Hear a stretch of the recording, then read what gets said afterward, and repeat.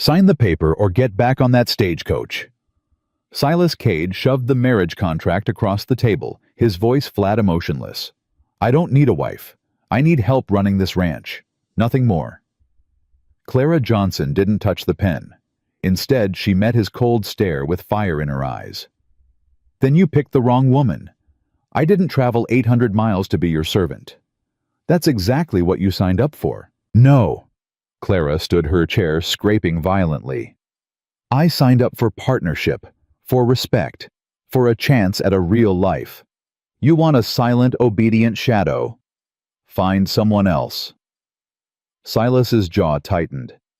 This was supposed to be simple, transactional, emotionless safe.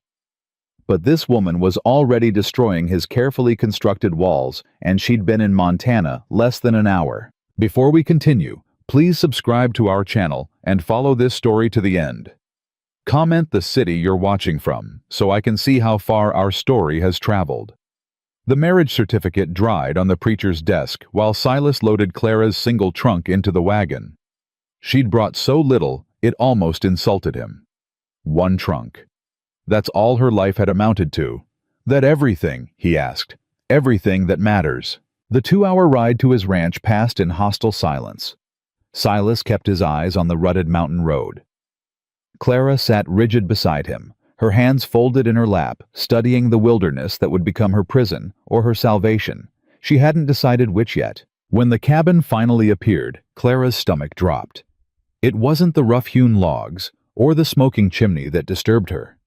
It was the complete absence of anything that suggested a woman had ever lived there. No curtains, no garden, nothing soft.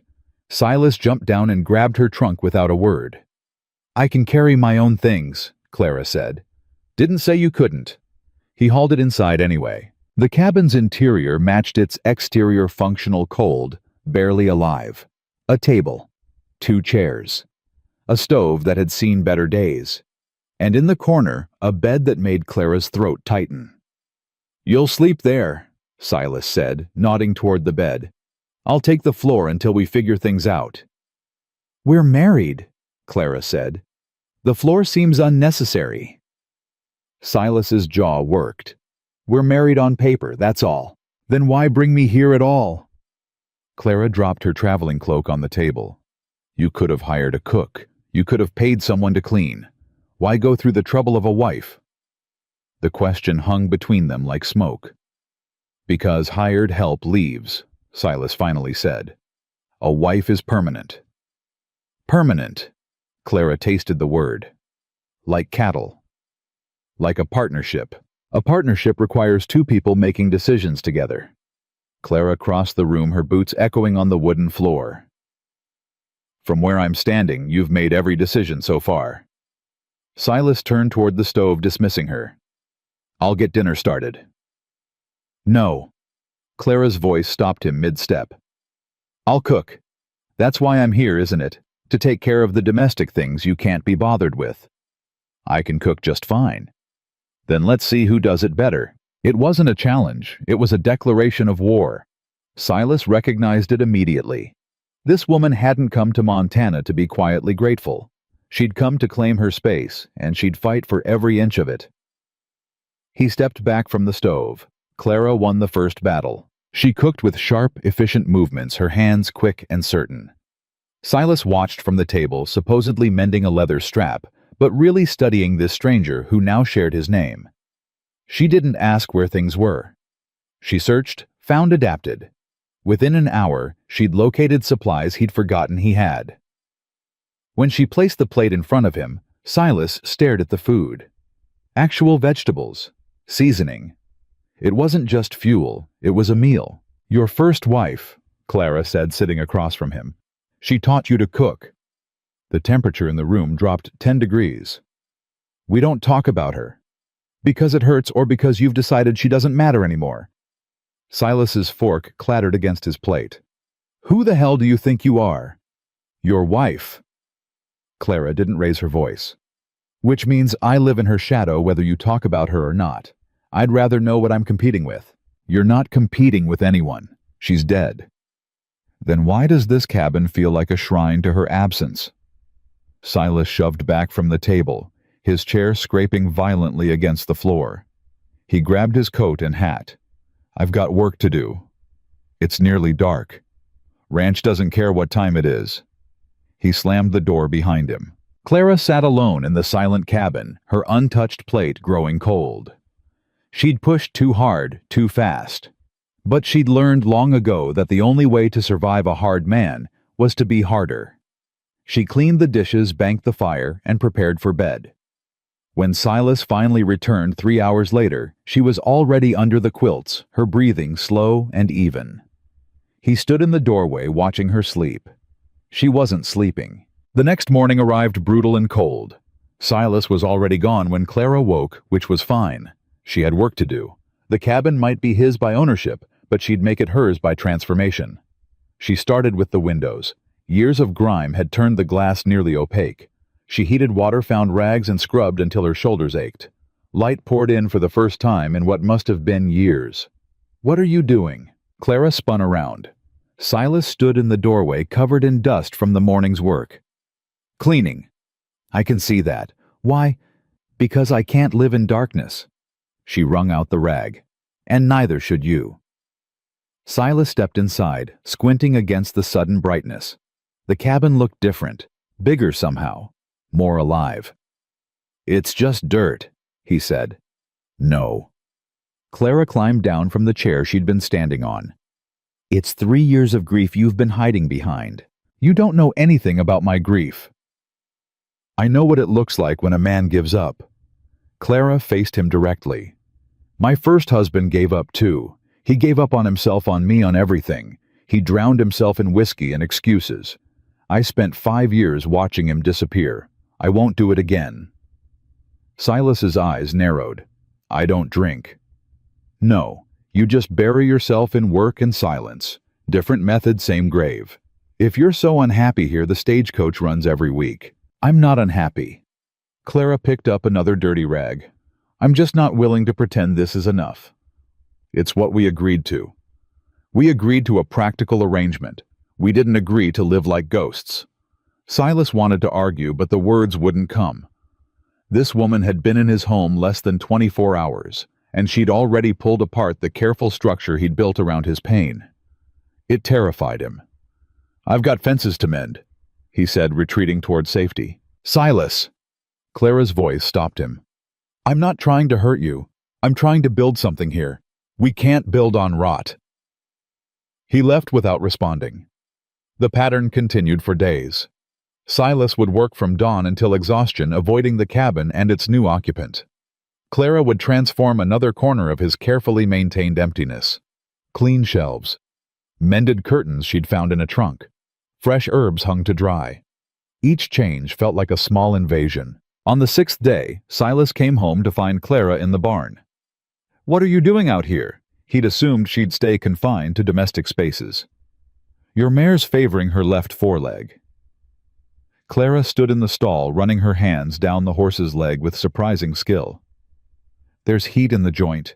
She needs rest and a poultice." "I know how to care for my own horses." "Then why haven't you—" Clara straightened, meeting his stare. "You're so busy running from yourself you can't see what's right in front of you. And you know horses now." "My father bred them before he died." Clara moved to the next stall. "I grew up in stables. Just because I ended up in a bad marriage doesn't mean I forgot everything I learned before it." Silas watched her examine his other 2 horses, with practiced efficiency. She moved like someone who belonged among animals, her touch confident and calm. Another surprise. Another crack in his assumptions. "The gelding needs better feed," Clara said. "He's losing weight." "Winter's hard." "Winter's an excuse." She faced him again. "You've got good stock here, Silas. But good stock needs good care. You can't just survive, you have to actually live. That applies to horses and people." "You're lecturing me about my own ranch now." "Someone needs to." Clara walked past him toward the cabin. "Dinner's in an hour. Try to show up hungry instead of angry for once." She left him standing in the barn, furious and bewildered, and something else he couldn't quite name. That night, Silas actually sat at the table while Clara served the meal. Real vegetables again. Bread she'd baked that afternoon. The cabin smelled like a home instead of a way station. "Where'd you learn to cook like this?" he asked, surprising them both. Clara paused mid-bite. "My mother, before she died when I was 12. And then I raised my 3 younger brothers while my father tried to drink himself into an early grave. He succeeded when I was 17. The brothers scattered. I married Thomas because he seemed stable." She laughed bitterly. "Turns out stability was just a word he knew how to say." "He hit you, not with his fists." Clara met Silas's eyes. "But there are other ways to hurt someone. He hurt me by making me small, by telling me every day that I wasn't enough, that I'd never be enough, that my only value was in keeping quiet and keeping house." "But you answered my ad anyway." Silas leaned back. "Seems like you just traded one quiet arrangement for another." "No," Clara's voice hardened. "Your ad was honest. You didn't promise love or lies. You offered a transaction work for security. Thomas promised everything and delivered nothing. I'll take honest emptiness over beautiful lies any day." Silas studied this woman across from him. She wasn't beautiful in the traditional sense. Her features were too sharp, her manner too direct. But there was something compelling about her refusal to bend. "I won't ever love you," he said quietly. "That part of me died with Rebecca. I'm not asking you to love me." Clara stood collecting the plates. "I'm asking you to see me, to acknowledge that I exist beyond my usefulness. That's all." "That's not nothing." "No, it's not." The confession hung between them, fragile and real. 2 weeks passed. The cabin continued its transformation from tomb to dwelling. Clara planted a winter garden in a southern-facing spot with good drainage. Silas watched from a distance as she worked the frozen ground with determination that bordered on defiance. The neighboring ranchers started to notice. Tom Brennan rode over one afternoon with the feeble excuse of borrowing nails. "Heard you got yourself a wife, Silas." "News travels fast. Small community." Tom craned his neck, trying to see inside the cabin. "Mail order, they say." "They say a lot of things." Clara appeared in the doorway, wiping her hands on her apron. "You must be Mr. Brennan. I'm Clara Cade." Tom's eyebrows shot up at the confidence in her voice. "Pleasure, ma'am. Just wanted to welcome you to the valley." "That's kind." Clara's smile was polite but distant. "Silas, don't forget we're fixing that south fence this afternoon." She disappeared back inside, leaving Tom gaping. "She works the ranch with you." "She does what needs doing." Silas handed Tom the nails he'd supposedly come for. "Same as anyone." After Tom left without the nails, Silas noticed Clara emerged again. "You didn't have to claim me in front of him," she said. "I didn't claim you. I stated a fact." "You called me your wife, used my married name. That's claiming." Silas turned toward the barn. "Don't read too much into it." But Clara smiled to herself as she returned to her work. Small victories. The real shift came during a late-night snowstorm. Silas woke to the sound of the barn door banging in the wind. He grabbed his coat and boots ready to secure it when he realized Clara's side of the bed was empty. He found her in the barn, already soothing the panicked horses. The storm had blown a shutter loose, and the crashing noise had spooked them badly. "I've got it," Silas shouted over the wind. "I can help." Clara held tight to the mare's halter. "Just keep them calm." They worked together, Silas fighting the shutter, while Clara managed the frightened animals. By the time they'd secured everything and returned to the cabin, they were both soaked and shaking. Clara immediately started building up the fire. "You should have woken me," Silas said, stripping off his wet coat. "I was already awake. No point both of us freezing." "It's dangerous out there alone." "I wasn't alone once you arrived." Clara hung her wet cloak near the fire. "That's what partnership means, Silas. We don't have to do everything together, but we show up when it matters." Silas wanted to argue, but she was right. She'd handled the crisis with the same calm competence she brought to everything else. No hysterics, no demands, just action. "Thank you," he said quietly. Clara turned surprised. For what? For not being helpless. It wasn't a compliment exactly, but coming from Silas, it was close enough. I'll make coffee, Clara said. We're both too cold to sleep now anyway. They sat at the table as the storm raged outside, drinking coffee and listening to the wind howl. For the first time since her arrival, the silence between them felt comfortable instead of hostile. Tell me about Rebecca, Clara said finally. Silas's jaw tightened. Why? Because she's here, whether we acknowledge her or not. Because I want to understand what you lost. Understanding won't change anything. Maybe not, but secrets rot, Silas. I know that better than anyone. He stared into his coffee for a long moment. When he finally spoke, his voice was raw. She was good, not perfect, but good in ways that mattered. She laughed easy, made friends everywhere. This valley loved her. He paused. She got pregnant after 2 years of marriage. We were happy. Careful, but happy.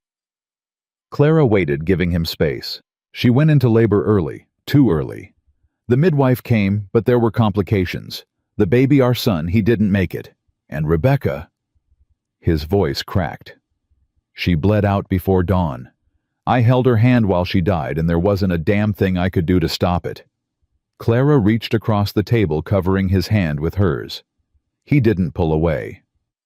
That's why you don't want love, she said softly. Because you think it only leads to loss. Doesn't it? Sometimes. Clara's grip tightened. But shutting yourself off from feeling doesn't prevent pain, Silas. It just guarantees you'll live in it forever. He looked up at her, this strange woman who'd invaded his carefully constructed numbness. And you think you can fix that? No, I think you can, if you choose to. The conversation ended there, but something had shifted. Silas didn't pull his hand away for a long time. The next morning dawned clear and bitterly cold. Silas woke to find Clara already dressed, pulling on her work boots. Where are you going? South pasture. You said yesterday the fence needed mending. I'll handle it. We'll handle it. Clara grabbed a second pair of work gloves. Together. They worked side by side in the freezing air, their breath forming clouds between them. Clara proved surprisingly skilled with fence repair, another hidden talent revealed. Your father taught you this too?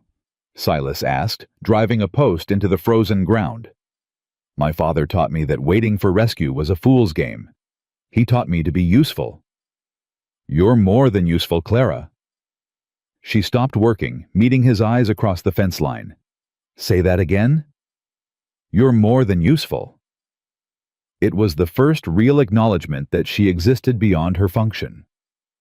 Clara felt tears sting her eyes, but blinked them away quickly. Thank you, she whispered. They finished the fence in silence, but it was the good kind, the kind shared by people who were starting to understand each other. That evening, as Clara prepared dinner, Silas did something unexpected. He pulled out a second chair and actually helped. It was awkward. He clearly had no idea what he was doing, but the gesture mattered more than the execution.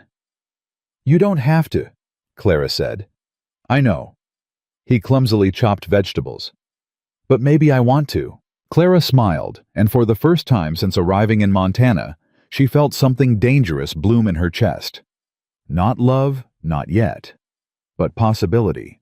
The possibility that this cold arrangement might thaw into something real.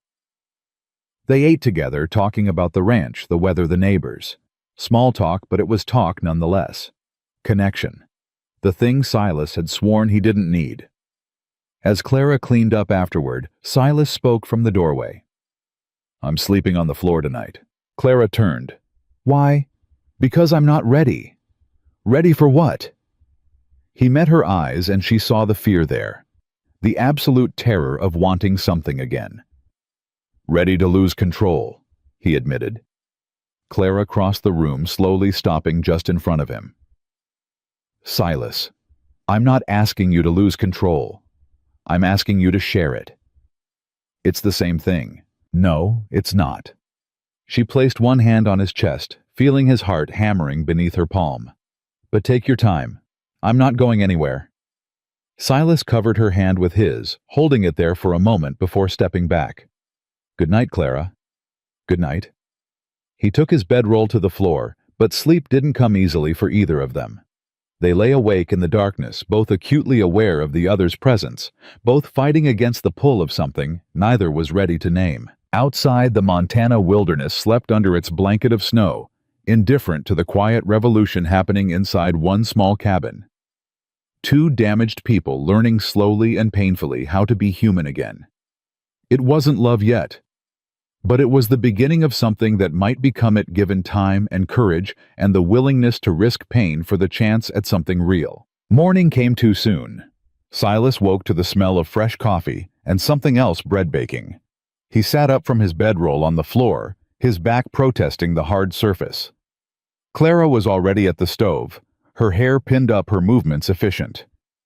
"You didn't have to get up so early," he said. "Neither did you." She poured him coffee without asking. "But we both did. That's what people do when they have work." He took the cup, their fingers brushing briefly. "About last night. We don't have to talk about it." Clara pulled the bread from the oven. "You said what you needed to say. I heard you. That's enough." But it wasn't enough, and they both knew it. The week that followed established a new rhythm between them. Silas stopped sleeping on the floor, but kept a careful distance in the bed, a wall of space separating them. Clara didn't push. She'd learned that Silas needed to come to things on his own terms, in his own time. What changed was the work. They'd become genuine partners in running the ranch, finishing each other's sentences when planning the day's tasks, moving around each other with practiced ease. The neighboring ranchers noticed. "Your wife's got a good head for cattle," Tom Brennan said one afternoon, watching Clara expertly separate a sick calf from the herd. "Most women wouldn't touch them." "Clara's not most women," Tom grinned. "That much is obvious. You're lucky, Silas." After Tom left, Clara approached Silas with fire in her eyes. "Lucky he called you lucky." It was a compliment. It was condescending. Clara stripped off her work gloves. "As if my competence is some random gift you received instead of something I earned through years of hard work." "You're reading too much into it." "Am I?" She stepped closer. "When was the last time someone called me lucky to have you? When was the last time anyone acknowledged that maybe I bring just as much value to this arrangement as you do?" Silas had no answer. "That's what I thought." Clara turned toward the cabin. "I'm making dinner. You're welcome to join me or not. Your choice." She left him standing in the yard, feeling like he'd lost an argument he didn't know he was having. That night, Silas did join her for dinner, but instead of eating in silence, he spoke. "You're right." Clara's fork paused halfway to her mouth. "About what?" "About being more than lucky. About bringing value." He met her eyes. "I haven't said it because I'm not good with words, but you've made this place better. You've made it livable again. Better than Rebecca did." The question landed like a punch. "Different," Silas said carefully. "Rebecca made it a home. You're making it something I don't have a word for yet." "Try." "A partnership, like you said. Something that actually works because both people are working." Clara set down her fork. "That might be the nicest thing you've ever said to me." "It's true." "Truth and niceness aren't always the same thing, Silas. But I'll take it." They smiled at each other across the table, a moment of genuine warmth passing between them. Then Clara's expression shifted. "I need to ask you something, and I need you to be honest." Silas tensed. "All right. If Rebecca had lived, if you'd never lost her, would you have been happy?" The question caught him off guard.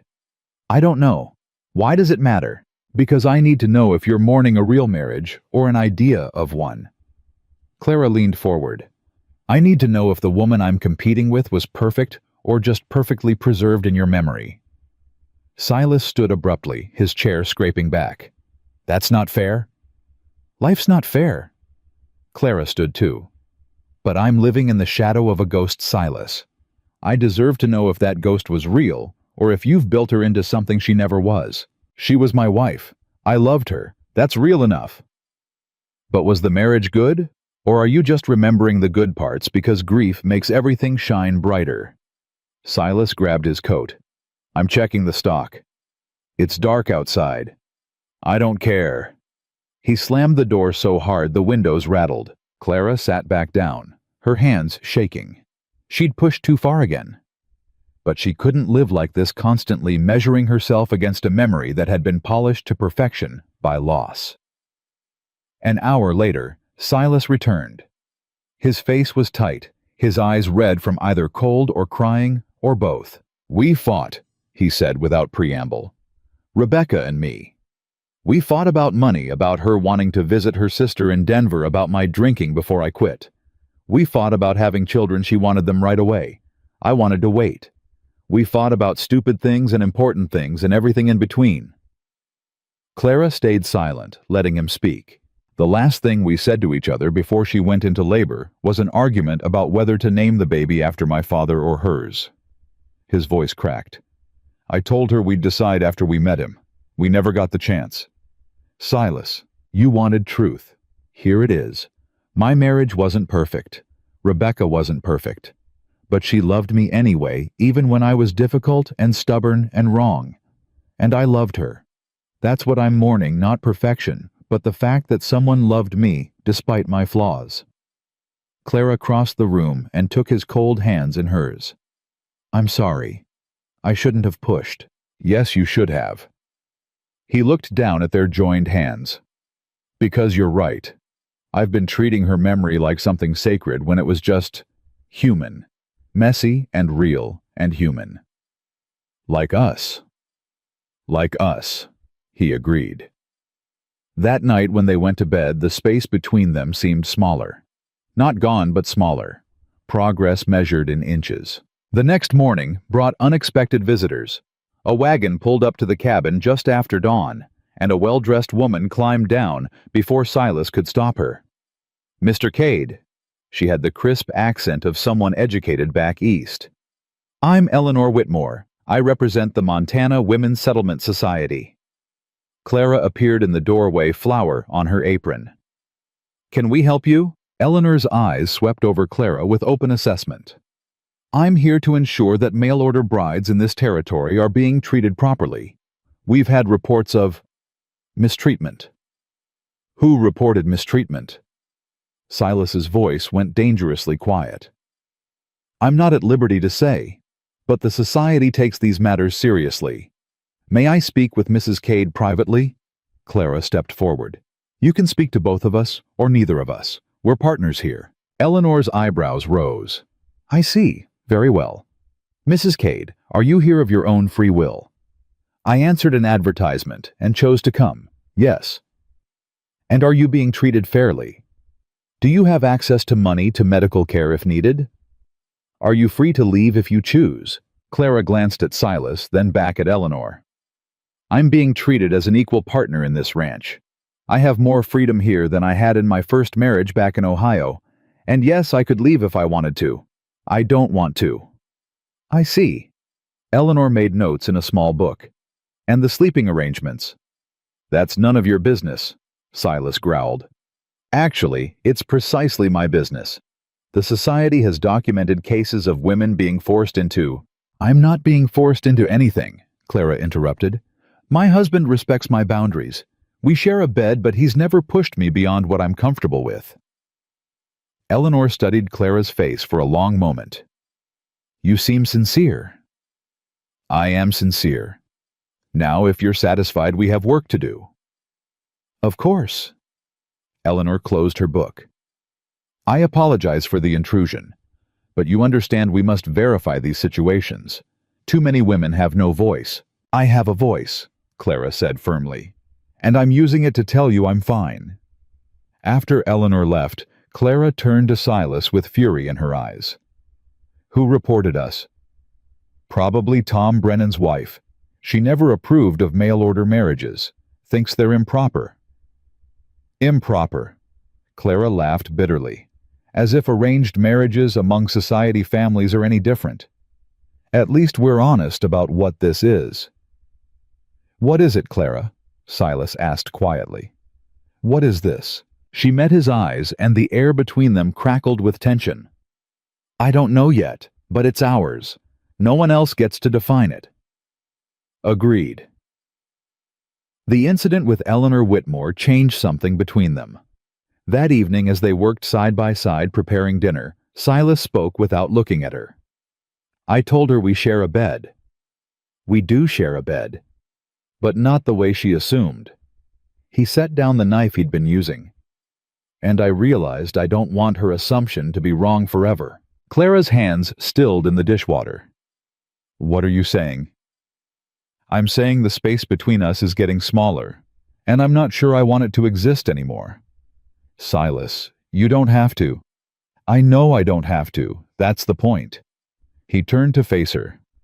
For the first time since Rebecca died, I want something. I want you. Not because you're convenient or useful or here, because you're you. Clara's breath caught. You barely know me. I know you're strong. I know you don't take my silence for granted. I know you push me when I need pushing and give me space when I need space. I know you make this cabin feel alive again. He stepped closer. That's enough to want more.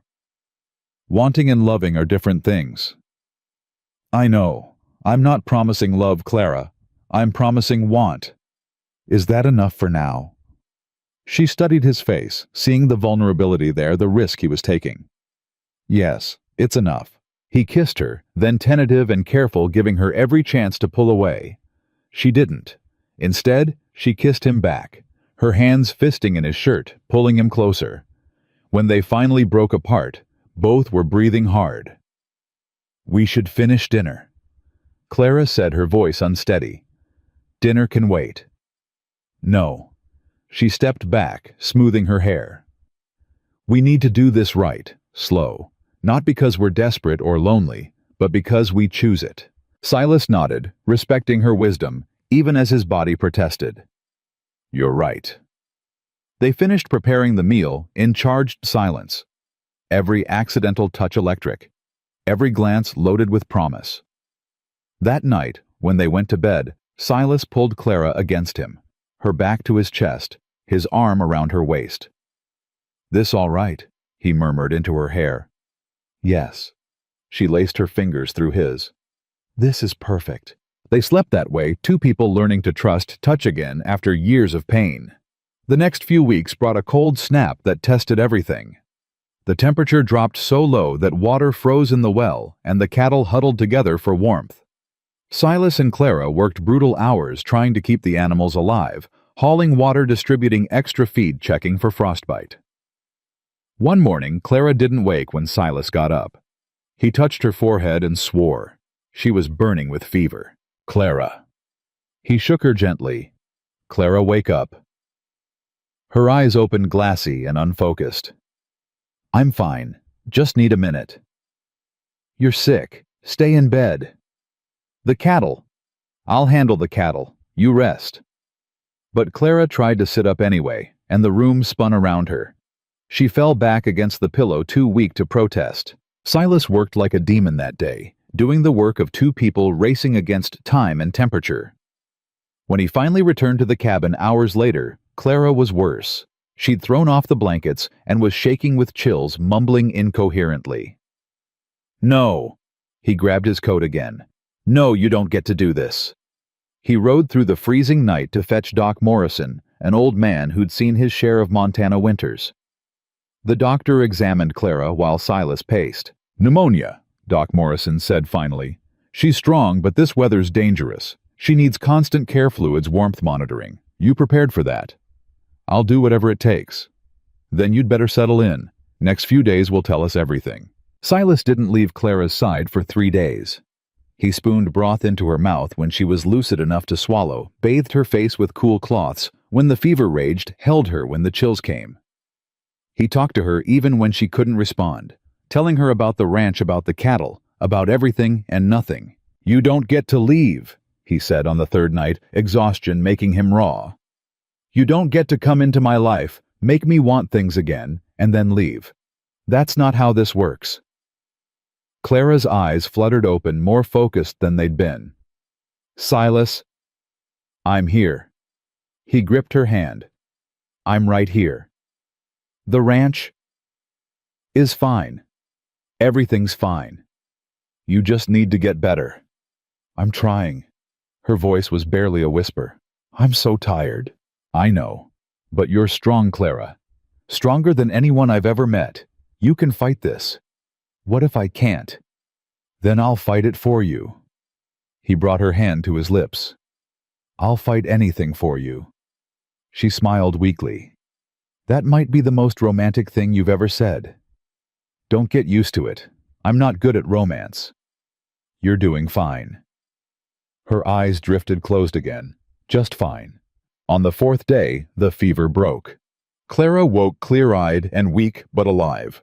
Silas, who dozed off in the chair beside the bed, jerked awake when she spoke. You look terrible.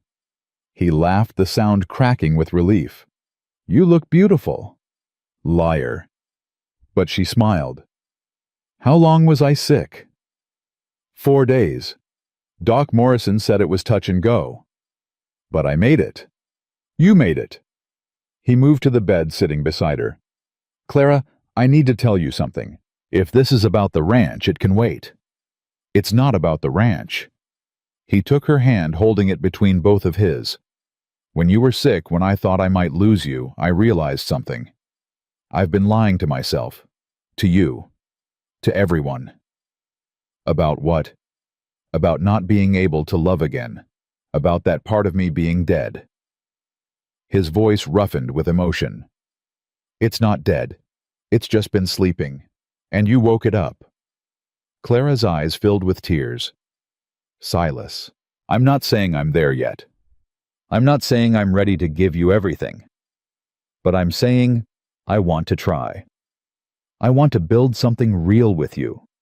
Not because you're convenient or because you answered an ad, but because you're you. Because you make me want to be better.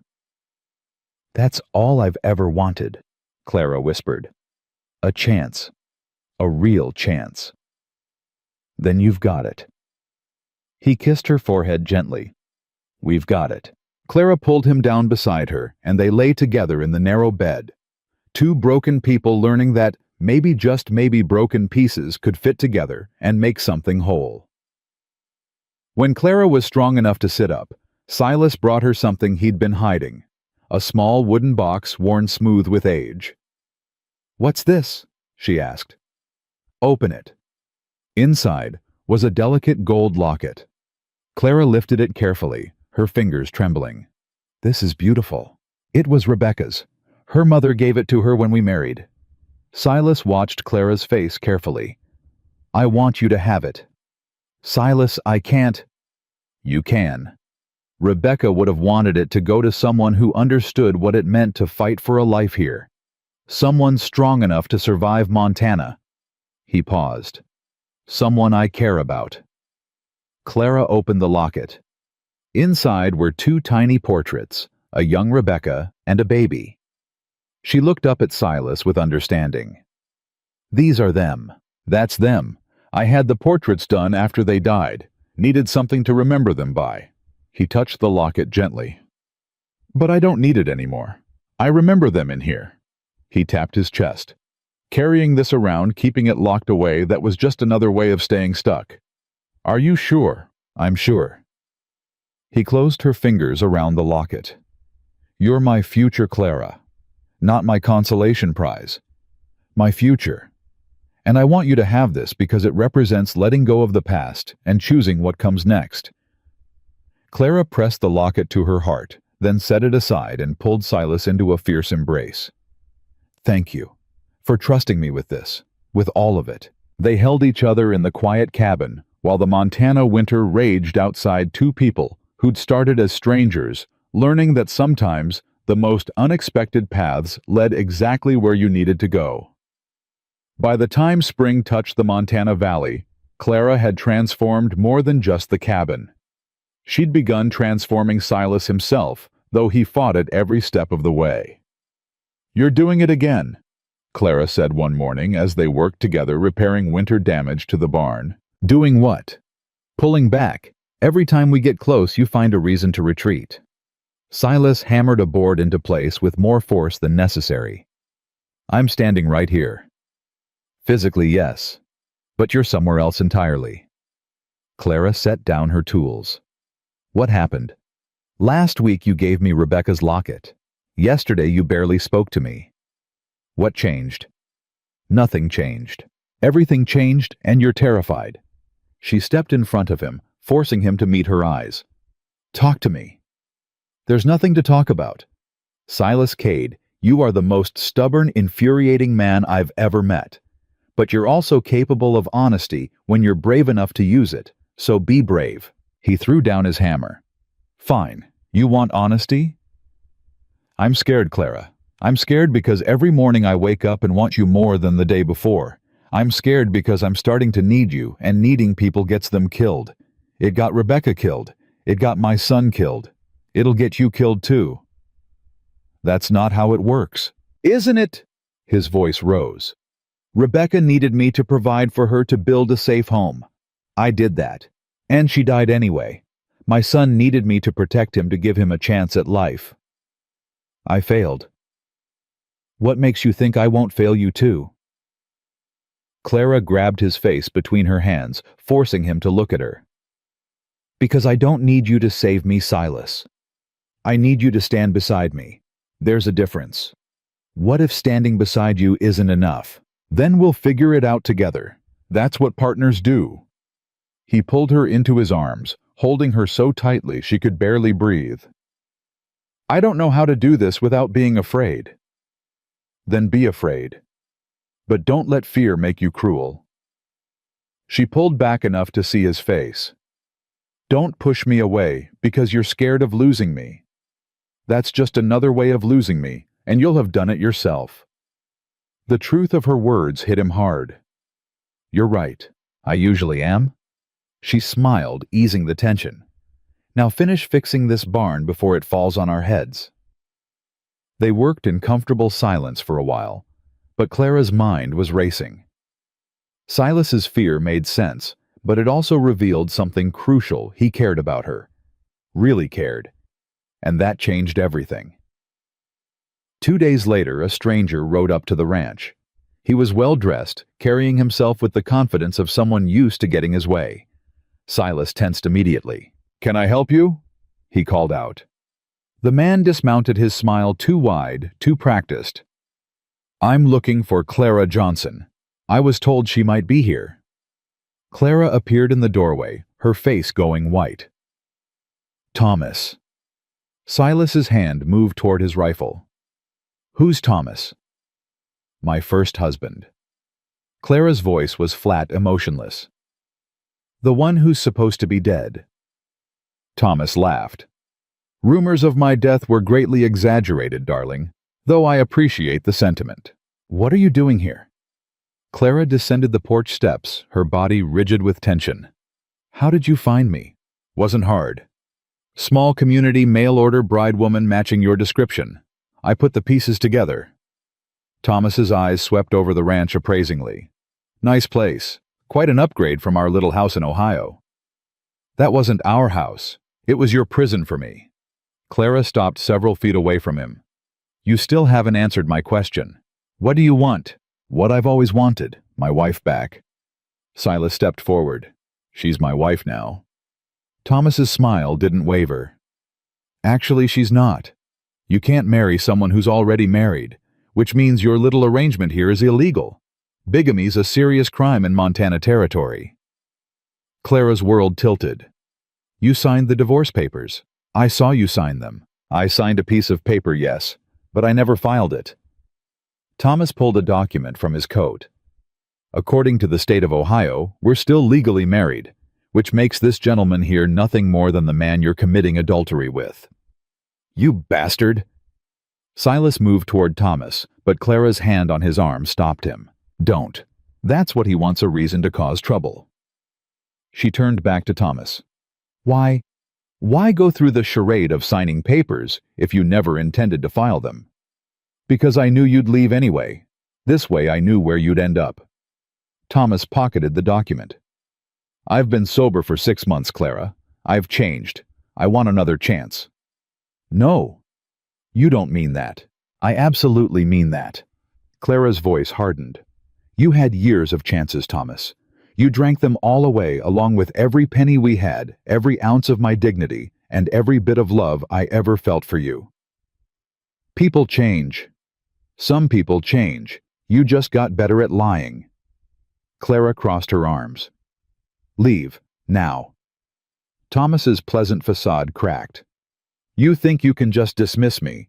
I'm your husband, Clara, legal and binding. You belong to me. I belong to myself.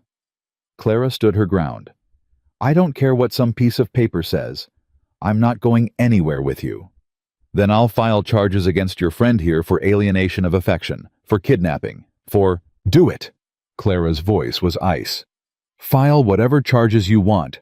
I'll stand in court and tell them exactly what kind of husband you were.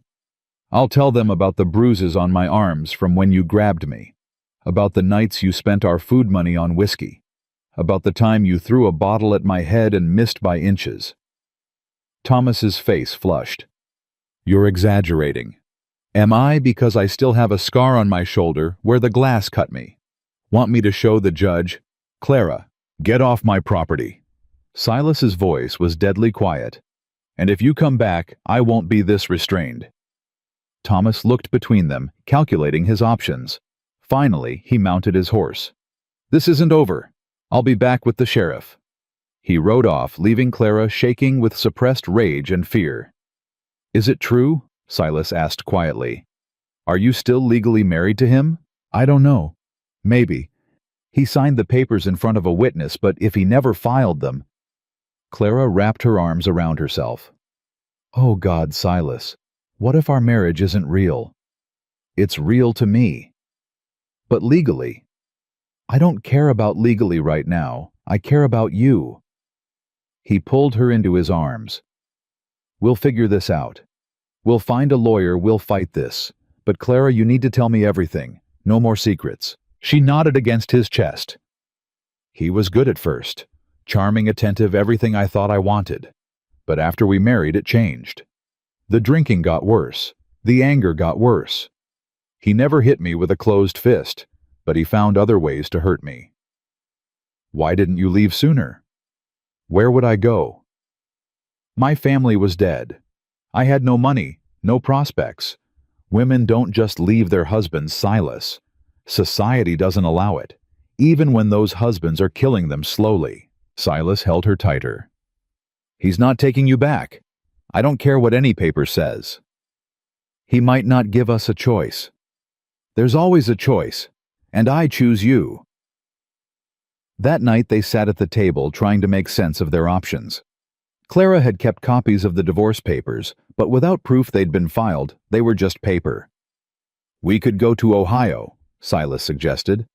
File them ourselves, make sure it's legal. That would take months. And what if Thomas fights it? What if he refuses? Then we fight back. But Clara, we can't just ignore this. If he goes to the sheriff— A knock on the door interrupted them. Silas grabbed his rifle before answering. Sheriff Cole stood on the porch looking uncomfortable. Evening, Silas. Mrs. Cade. He nodded to Clara. Mind if I come in?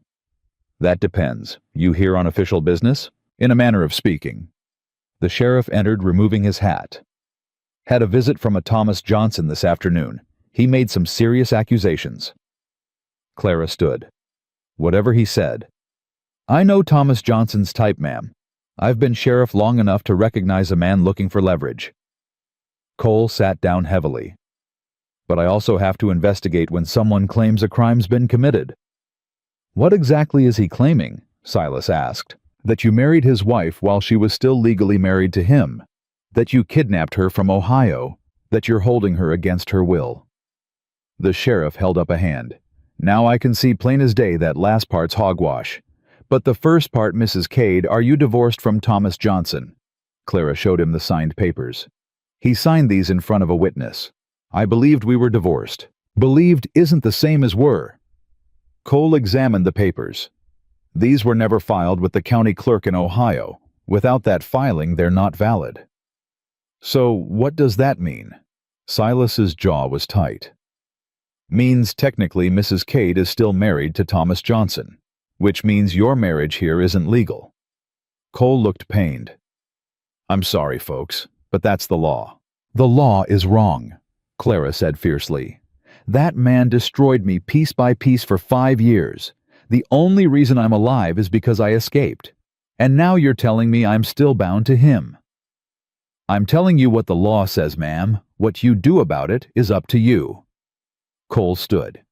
But I'd suggest you get a lawyer, and soon, because Thomas Johnson is threatening to press charges, and I can't ignore that indefinitely. After the sheriff left, Clara paced the cabin like a caged animal.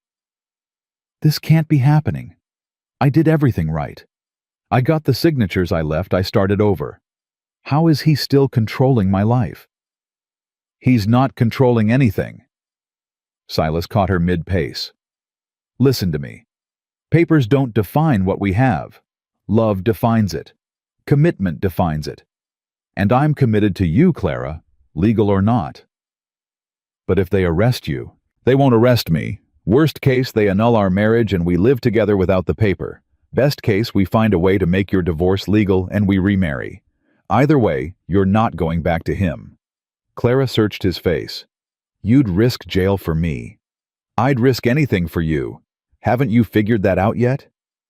She kissed him then, desperate and fierce, pouring all her fear and gratitude into it. When they broke apart, both were breathing hard. We fight, Clara said. Together. Together. The next morning brought another visitor, but this one was expected. Silas had sent for a lawyer from Helena, a sharp woman named Margaret Hayes, who specialized in what she called impossible cases. Let me understand this correctly, Margaret said after hearing their story. Your first husband signed divorce papers, but never filed them, then tracked you across state lines to reclaim you after you'd remarried. That's correct. Margaret's eyes gleamed. That's not just abandonment, that's entrapment. He deliberately deceived you about the divorce to maintain control. Any judge worth his salt will see that. But is our marriage valid? Silas asked. In Montana, no. But that can be fixed quickly once we secure a real divorce from Mr. Johnson. Margaret pulled out papers. The bigger issue is his threats. He's trying to intimidate you into submission. We need to flip that script. How? Clara leaned forward. We file for divorce in Montana on grounds of abandonment and deception. We document his abuse. And we sue him for fraud. Margaret smiled grimly. He wants to play legal games. Let's show him what real legal pressure looks like. Over the next week, Margaret built their case with ruthless efficiency. She interviewed neighbors from Ohio who'd witnessed Thomas's drinking. She documented Clara's scar. She found the witness who'd watched Thomas sign the divorce papers, a man who swore Thomas had promised to file them immediately. Thomas tried to fight back. He showed up at the ranch twice more each time, more desperate. The second time Silas met him at the property line with a rifle. Last warning, Johnson. You come on my land again, I'll treat you like any other predator. That's my wife. That's my partner, the woman I love. And you don't get her back just because you finally realized what you lost. Silas raised the rifle slightly. Go back to Ohio. Sign whatever Margaret Hayes puts in front of you. Or we'll drag every ugly detail of your marriage through public court and you'll lose anyway just with your reputation destroyed. Thomas looked at Clara, who stood on the porch. You really choose him over me. I choose myself over you, Clara called back. Silas is just the bonus that came with freedom. Thomas rode away, but his parting words chilled them both. This isn't over. 3 days later, the ranch caught fire. Silas smelled smoke before he saw flames. He burst out of the barn to find the hay, storage ablaze, fire racing toward the cabin. Clara. He ran toward the house, his heart in his throat. She appeared in the doorway, already grabbing buckets. The well go. They fought the fire together, hauling water, beating back flames with wet blankets, desperately trying to save what they'd built. Neighbors arrived, drawn by the smoke, and together they contained the blaze before it reached the cabin. But the hay storage was destroyed. A full winter's supply of feed gone. How did this start? Tom Brennan asked, examining the remains. Silas found the answer in the ashes, a broken oil lamp that hadn't been there that morning. Someone had set the fire deliberately. "Thomas," Clara breathed. "Can you prove it?" Sheriff Cole had arrived with the crowd. "Who else would do this?" Silas gestured at the destruction. "He threatened us 3 days ago. Now our barn's burning. That's not coincidence." "It's also not proof." Cole looked troubled. "But I'll talk to him, see if he's got an alibi." Thomas did have an alibi, or claimed to. He'd been at the saloon in town all afternoon with multiple witnesses. But Clara knew the truth. Thomas was smart enough to have someone else light the match. That night, as they surveyed the damage by moonlight, Clara made a decision. "I'm done running," she said quietly. "I'm done letting him control my life through fear." "What are you saying?" "I'm saying we end this. Tomorrow we go to Helena with Margaret. We file everything, divorce fraud charges, a restraining order. We make it so legally binding that even Thomas can't wiggle out of it. And if he retaliates again, then we deal with it, together." Clara took Silas's hand. "But I won't live in fear anymore. I won't let him take what we've built. It's dangerous. Living is dangerous." She squeezed his hand. "But living afraid is worse than not living at all." Silas pulled her close, marveling at her courage. "How did I get so lucky? You answered an ad. I answered back. Everything else is just stubbornness and faith. And love." Clara looked up at him, her eyes bright. "And love. Definitely love." They kissed there among the ashes of what they'd lost, already planning what they'd build in its place. Because that's what survivors did. They rebuilt. Stronger, smarter together. The next morning, they rode to Helena with Margaret Hayes. The legal proceedings took 3 days of testimony documentation and strategic maneuvering. Thomas tried to fight, but Margaret had built an airtight case.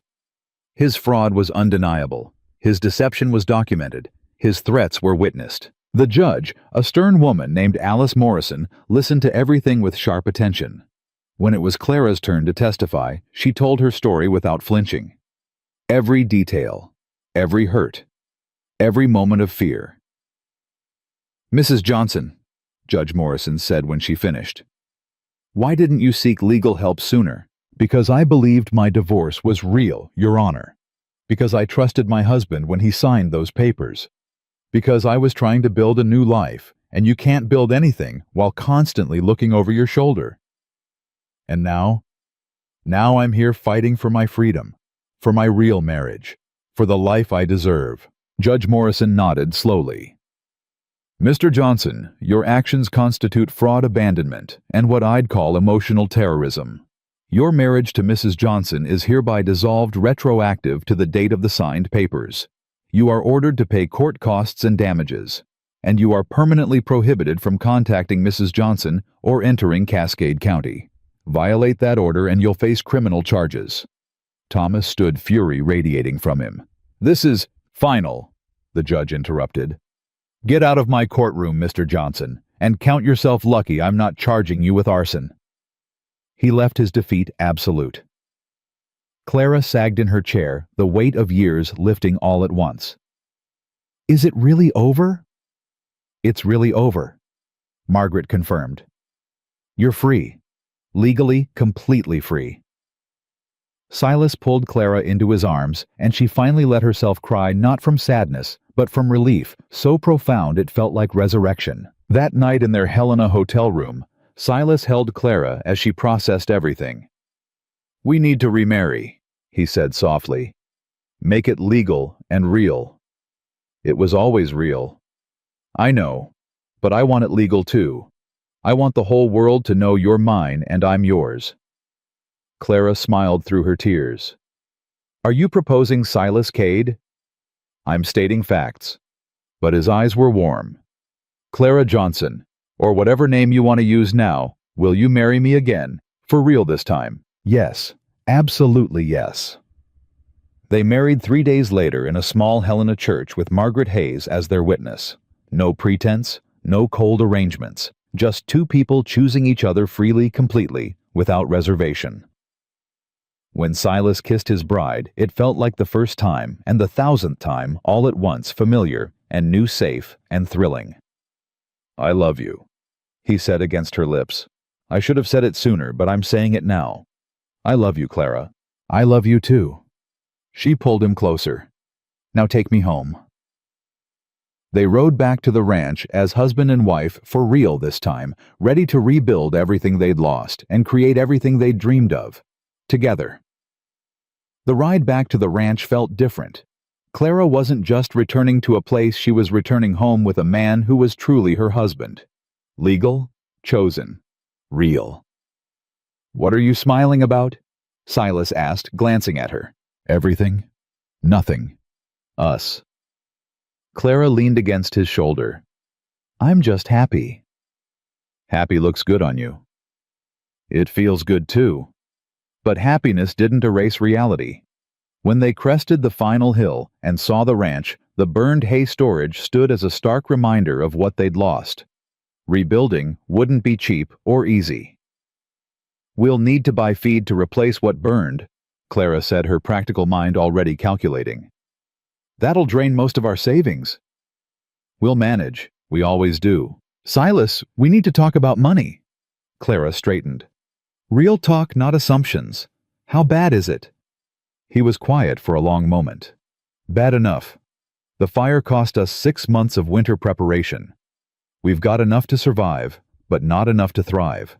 One more disaster, and we're finished." "Then we make sure there are no more disasters." Clara's jaw set with determination. "We rebuild smarter. We diversify.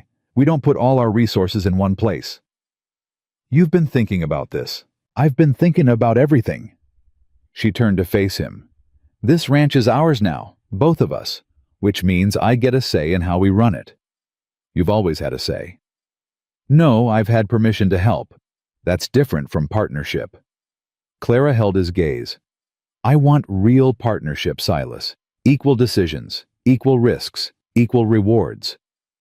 "What are you proposing?" "I'm proposing we stop running this place like it's 1850 and start running it like it's 1875. We sell some cattle and buy chickens. We plant a cash crop along with food crops. We offer boarding for travelers. This valley's growing people need places to stay. We make this ranch more than just survival. We make it profitable." Silas stared at her. "You've really thought this through." "I had 3 days in Helena with nothing to do but think." Clara smiled. "So what do you say, partners for real?" He pulled her into a kiss that answered without words. When they broke apart, both were grinning. "Partners," he confirmed.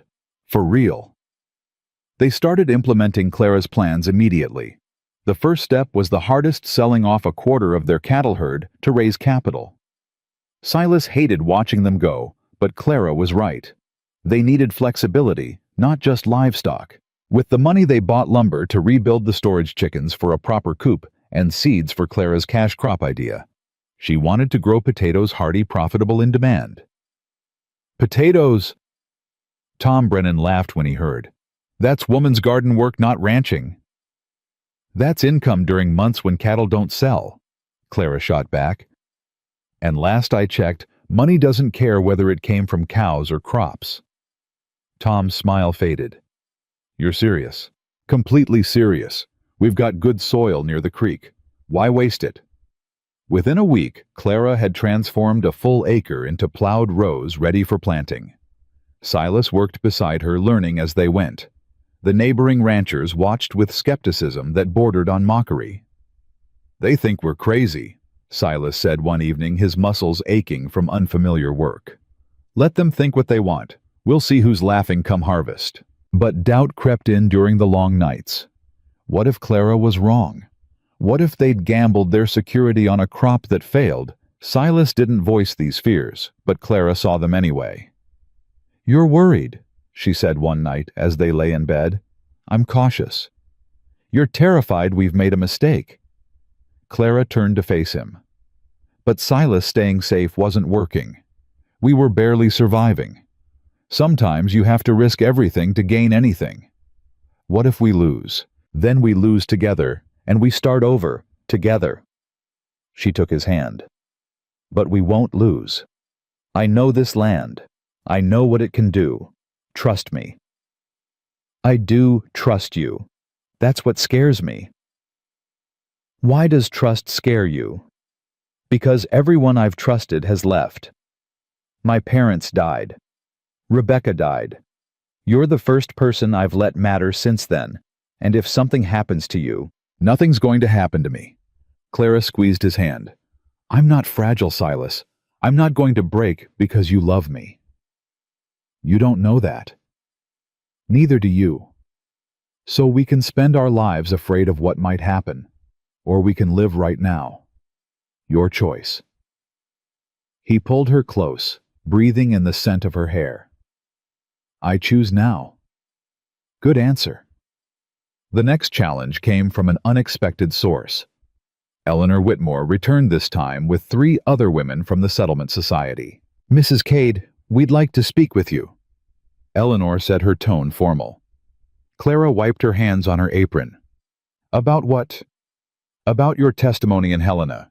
Word has spread about your case about Mr. Johnson's fraud. There are other women in this territory trapped in similar situations. We'd like your help reaching them.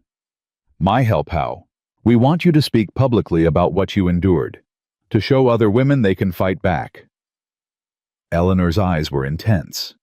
You won. You actually won against a system designed to keep women powerless. That matters. Silas stepped forward. Clara's been through enough. She doesn't need to relive her trauma for strangers. It's not for strangers. Eleanor turned to him. It's for women who are living right now what your wife escaped. Women who think they're trapped forever because the law says they are. Clara felt the weight of the request. If I do this, Thomas might come back. He might retaliate. The judge's order prohibits contact. If he violates it, he goes to prison. Eleanor softened slightly.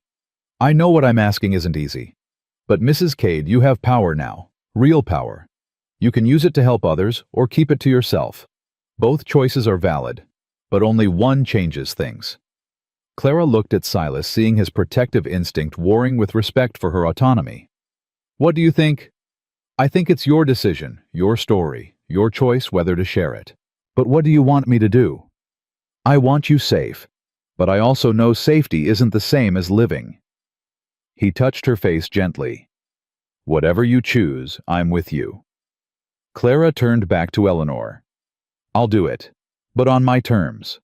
I'll speak to small groups, not crowds. And I won't give details that exploit my pain for entertainment. This is about empowerment, not sensationalism. Agreed, Eleanor smiled. Thank you, Mrs. Cade.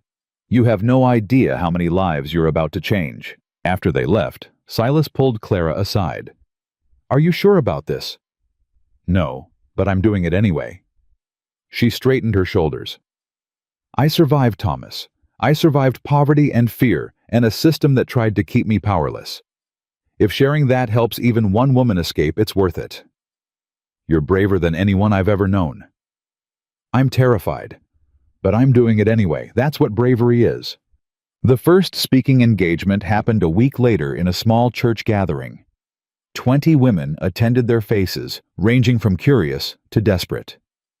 Clara stood before them, her hands shaking, her voice uncertain at first. I'm not here to tell you what to do, she began. I'm here to tell you what I did, and to tell you that you're not alone. She shared her story. The abuse, the fake divorce, the fear, the fight. She watched faces change as women recognized their own experiences in her words. When she finished, the room was silent. Then an older woman in the back stood up.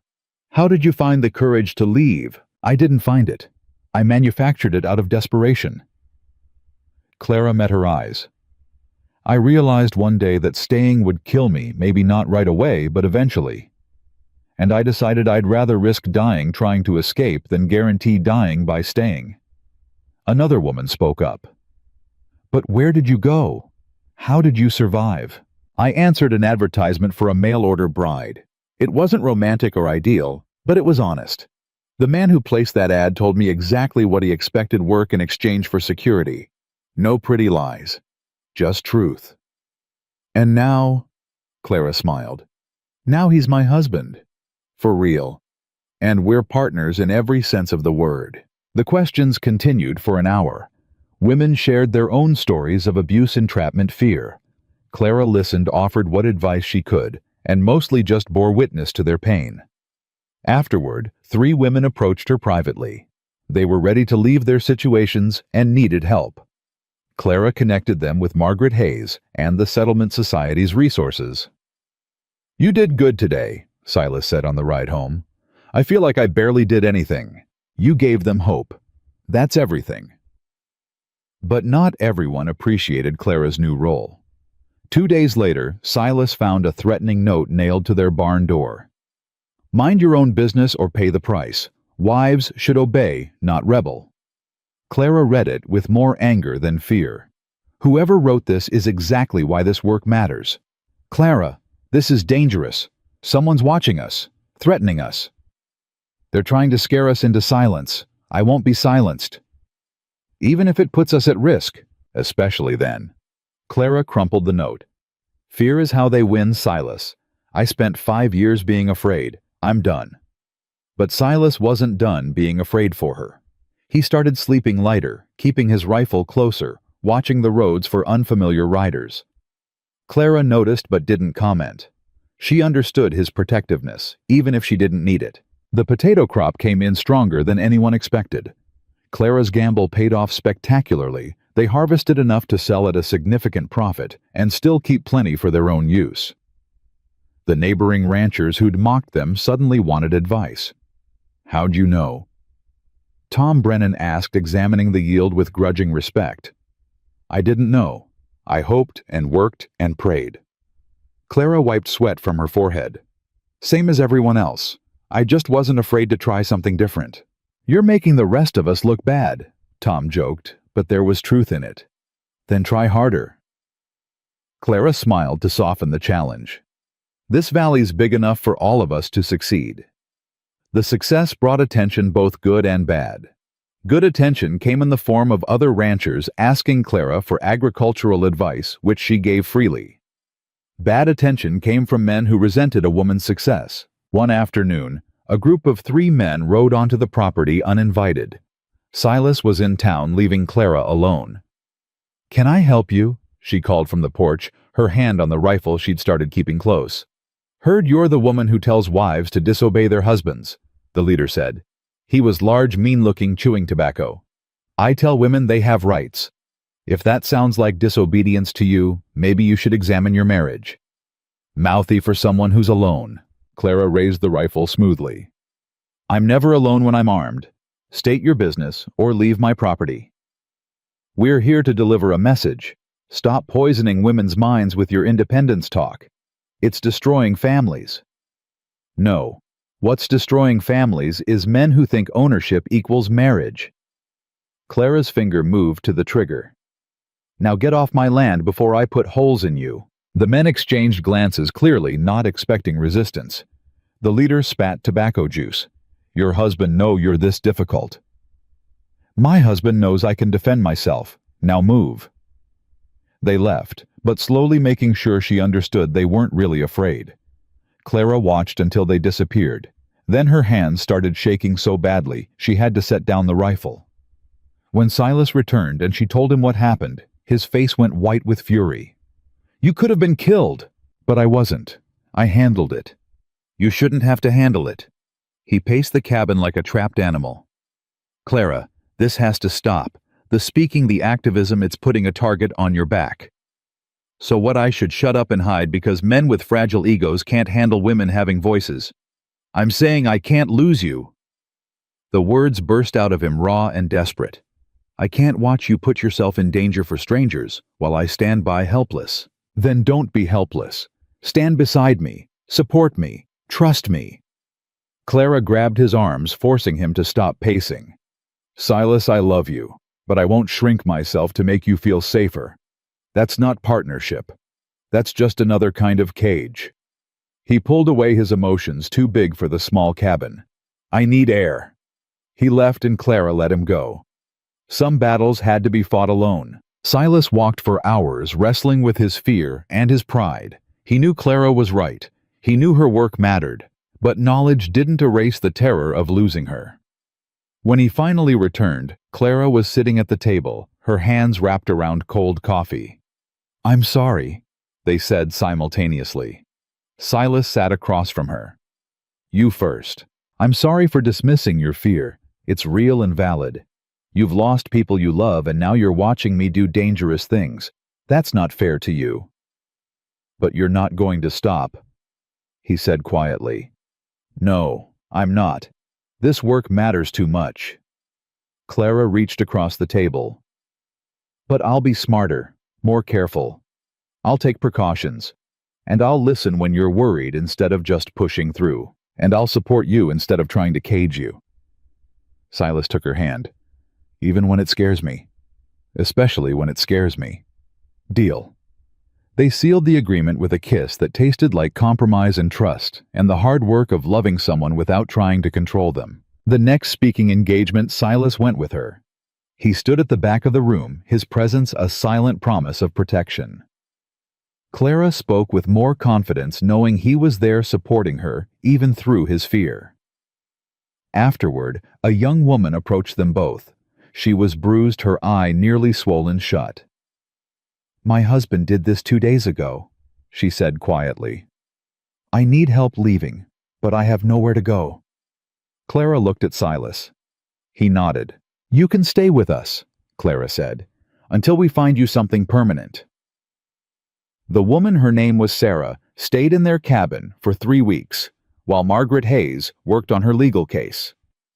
Clara taught her to shoot to plant, to defend herself. Silas taught her to repair fences and care for animals. They gave her skills that would translate to independence.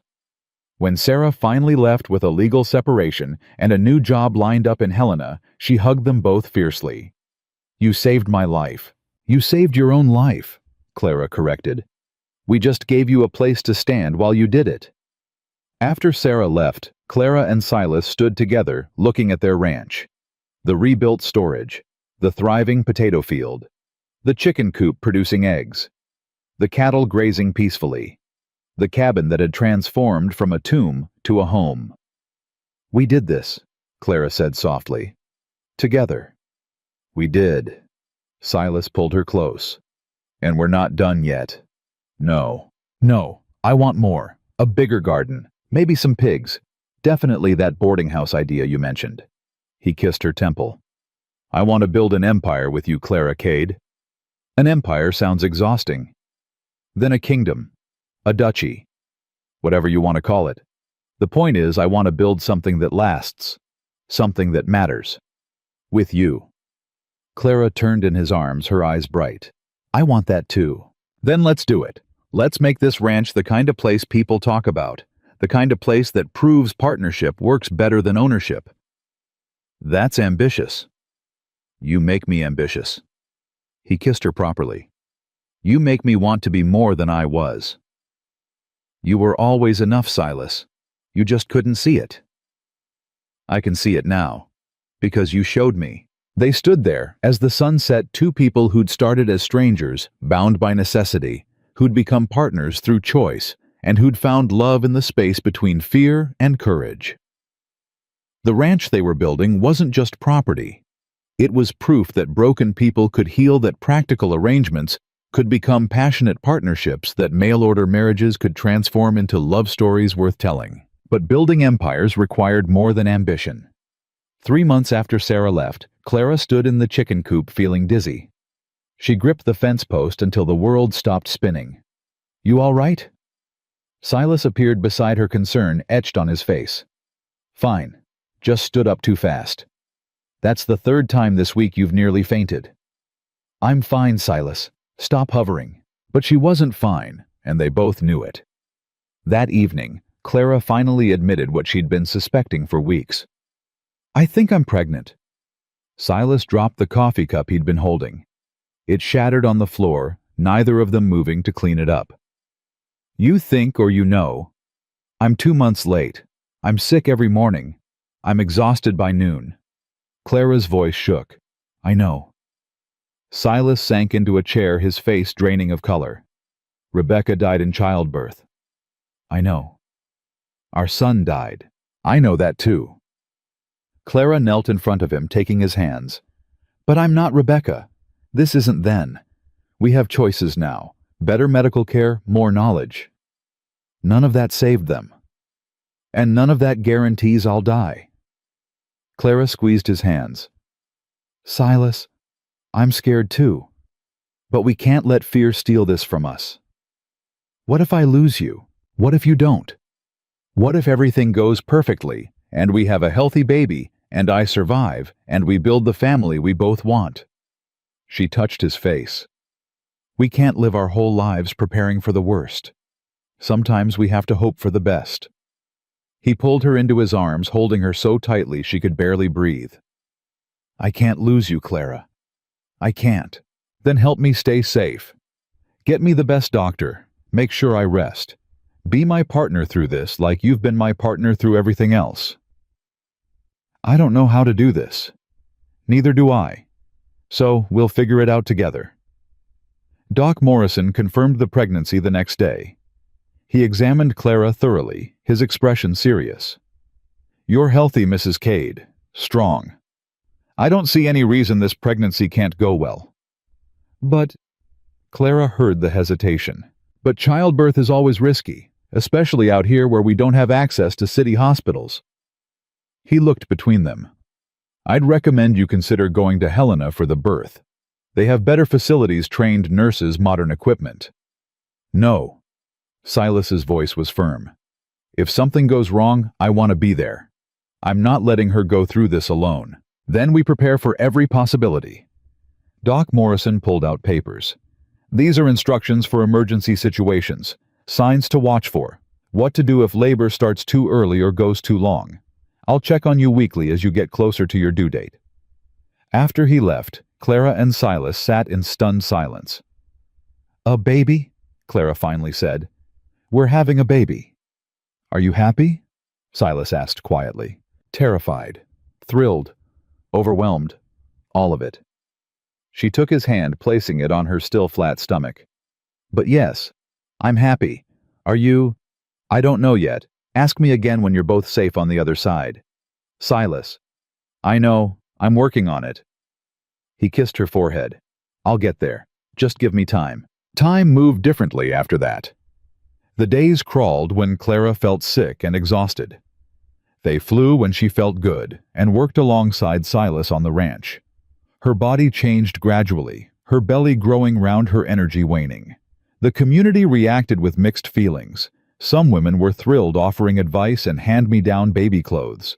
Others whispered that Clara was too old for a first baby, too independent, too unwomanly to mother properly. Ignore them, Eleanor Whitmore said during one of her visits.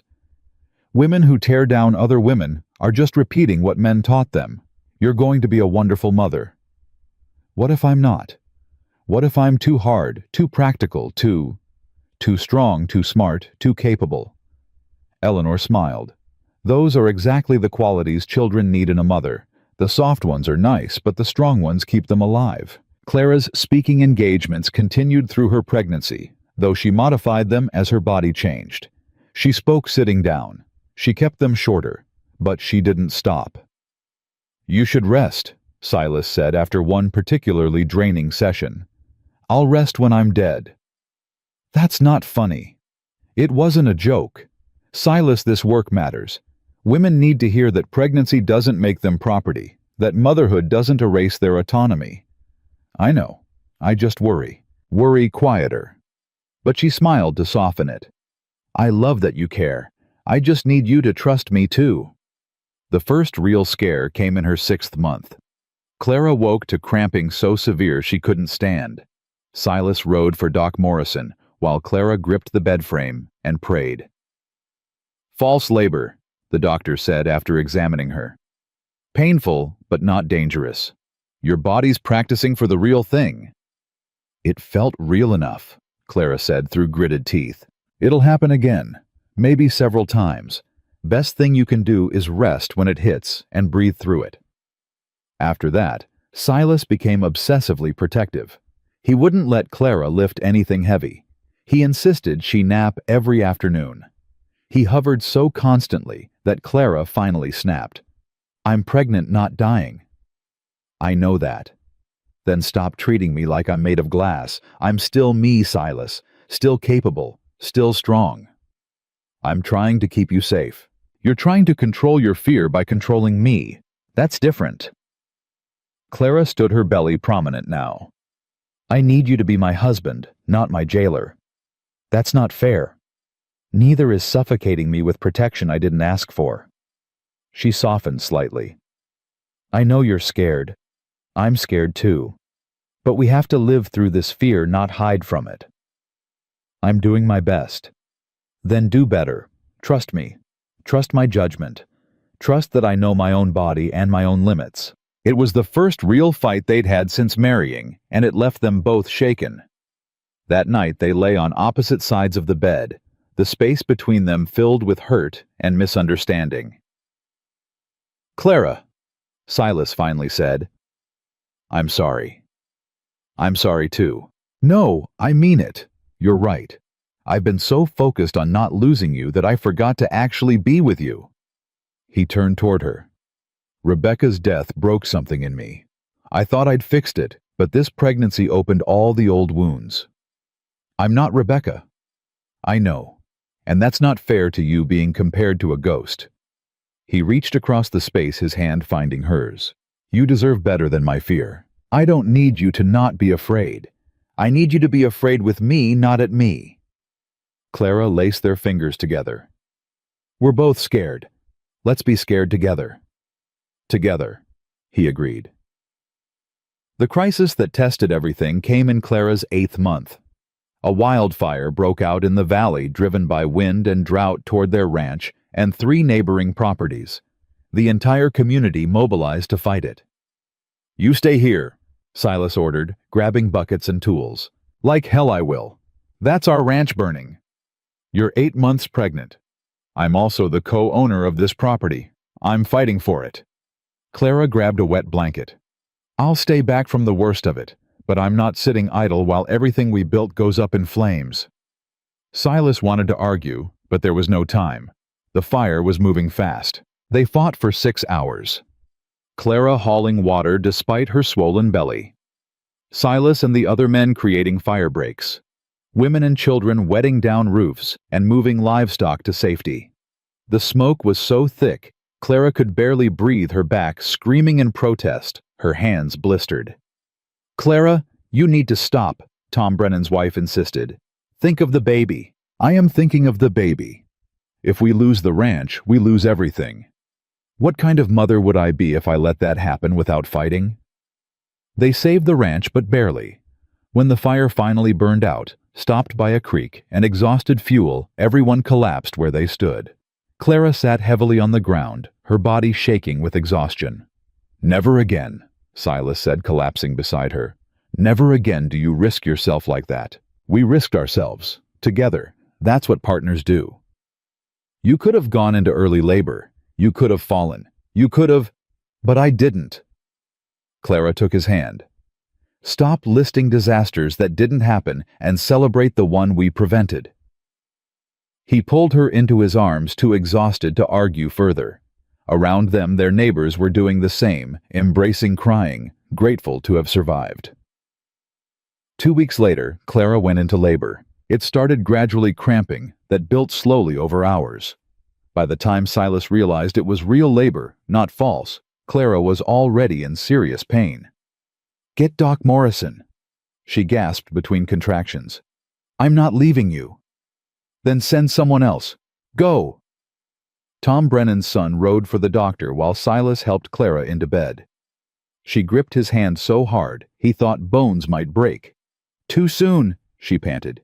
"It's too soon. I'm not due for another 3 weeks. Babies come when they come." Silas tried to sound calm, but his voice shook.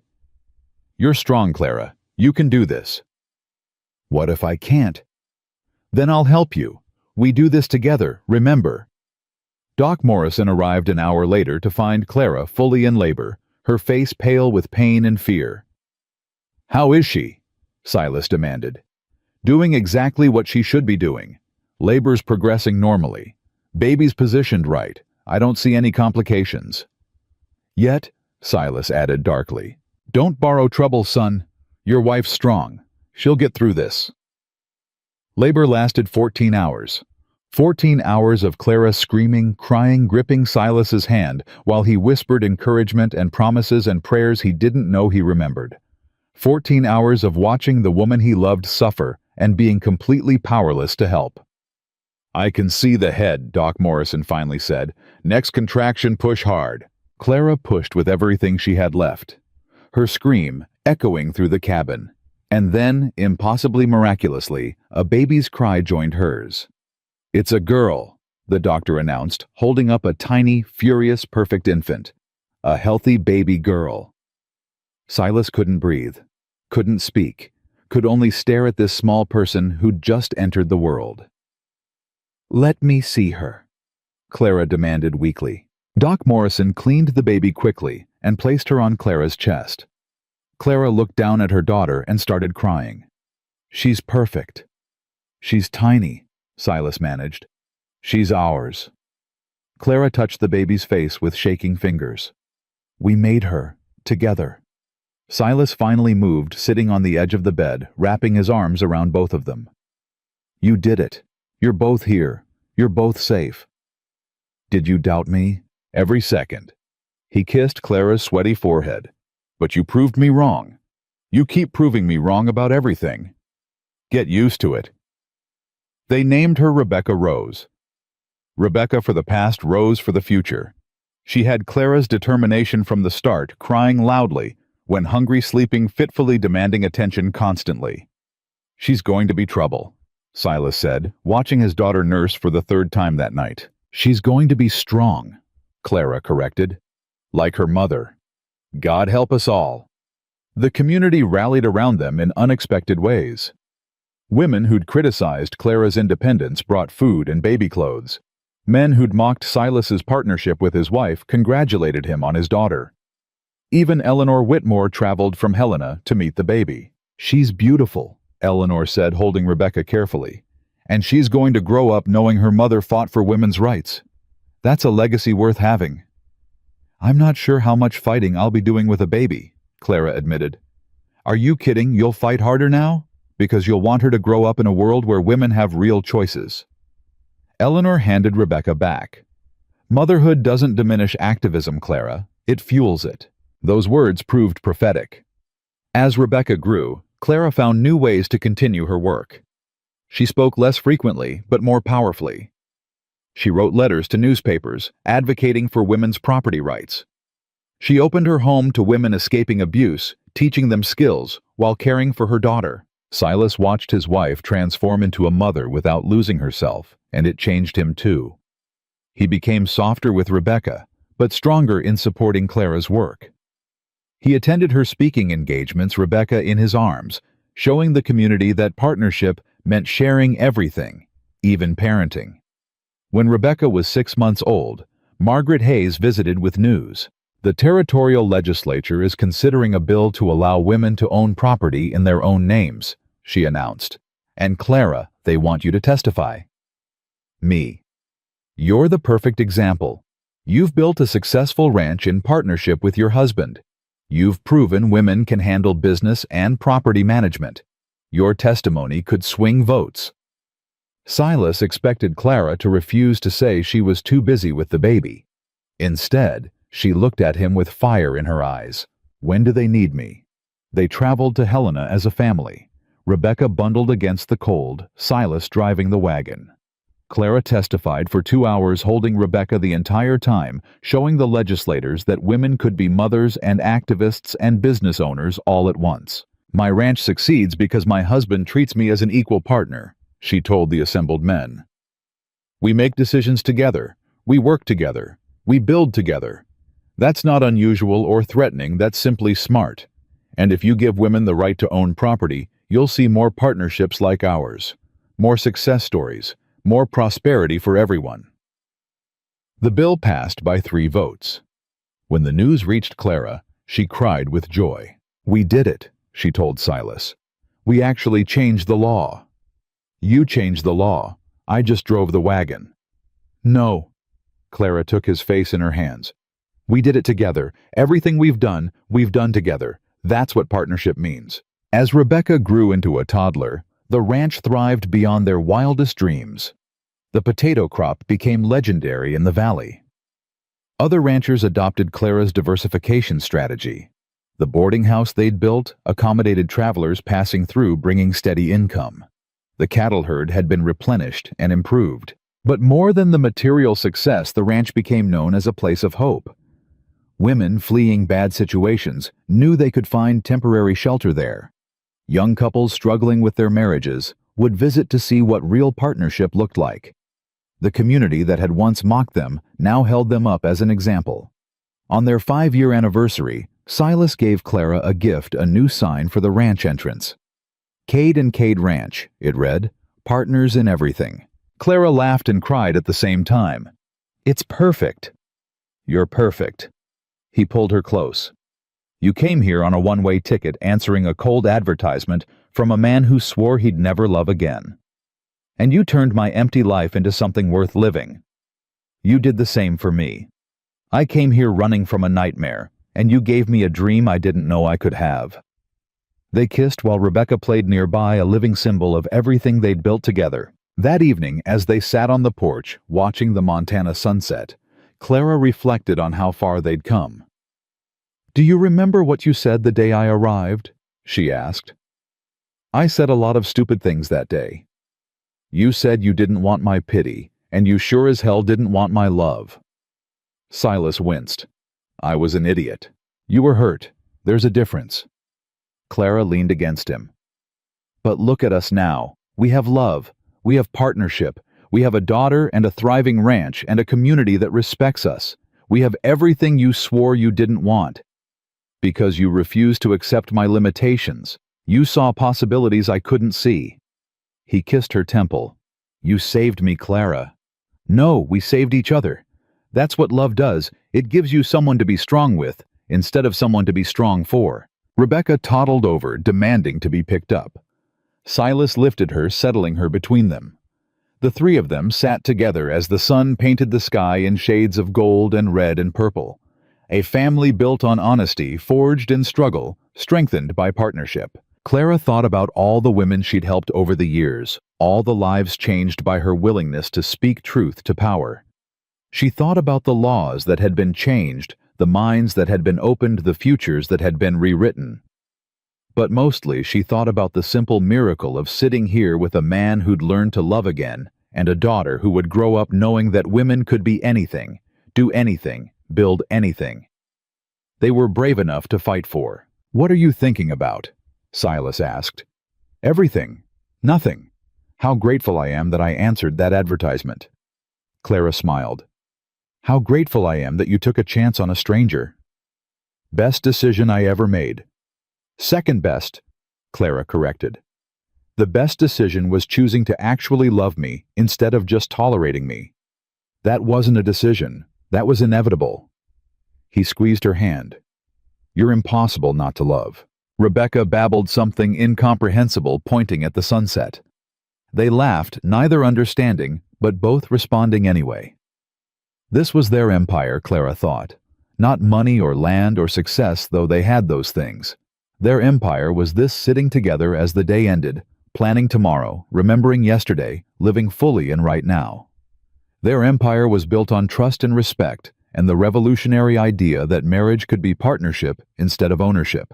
Years later, when people asked Clara how she'd built such a successful ranch, helped pass such important legislation, raised such a strong daughter, she always gave the same answer. I found a partner who believed in me as much as I believed in myself. Everything else followed from that. And when they asked Silas how he'd overcome the grief that nearly destroyed him, how he'd learned to love again after such devastating loss, his answer never wavered. I stopped trying to control the future and started living in the present. And I married a woman who taught me that broken things can heal, that practical arrangements can become passionate partnerships, and that mail-order marriages can transform into love stories worth building a lifetime around. Their ranch still stands today, that sign still hanging at the entrance, a testament to two people who refused to accept limitations, who built something extraordinary out of simple necessity, who proved that the best foundations aren't built on romance or passion, but on respect, honesty, and the unwavering commitment to stand beside each other through absolutely everything life throws your way. Your